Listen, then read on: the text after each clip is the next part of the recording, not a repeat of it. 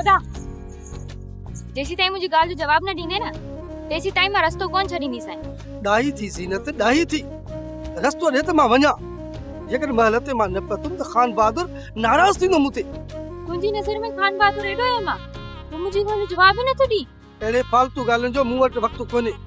मां चवां थो ज़ीनत परे थी त मां वञा देर थी थिए मूंखे। गिदड़ छा ॼाणे त अंगूर खट्टा हूंदा आहिनि या मिठा। ये खट्टा मिठा पाण वटि संभाले रखो। हेॾा थी परे थी त मां वञा। दिल जो ॻाल्हियूं को दिल वारो ई समझी सघे थो। तू तो खान बहादुर जो गुलामी में दिल ते कारो पत्थर रखी छॾियो आहे।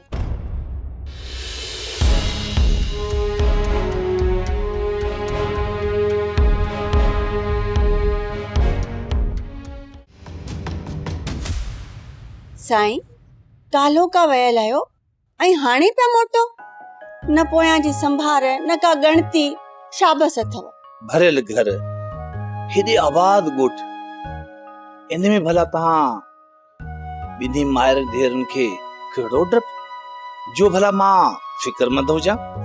अलाह जी महिरबानी सां न कंहिं सां उचायल आहे ऐं न वरी हिन मल्दी कंहिंखे सतायो आहे। इन जे करे तव्हां को बि डप न कयो। इहो त तव्हां सही पिया चओ पर साईं घर बार जी सार संभाल त ज़रूरी हूंदी आहे न। मां जॾहिं भागेलो हुयुसि तॾहिं तो एतिरी डिॼणी कान हुई न ईअं विसविसो कंदी हुई ऐं हाणे भला तोखे छा थी वियो आहे। हा तो में मां अक्सर उहा मेरन सां ॻोल्हींदो आहियां जेका मुंहिंजे गैर मौजूदगी में भरियल बंदूक पंहिंजे सिरांदी खां रखंदी हुई। साईं भरियल बंदूक त मूं बि राति सिरांदी खां रखी हुई।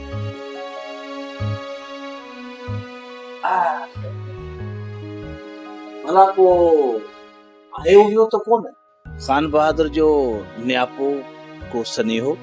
न न कोई भी न।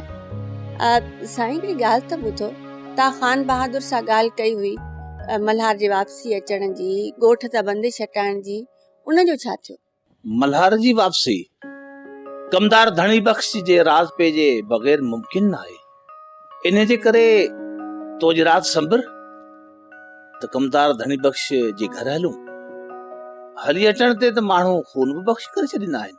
अदा धनी बख्श सां हली मूमल जे संग जी ॻाल्हि कजे। इहा बाद जी ॻाल्हि आहे। उन जे दिल मां पुराणी रंजिश त निकिरे।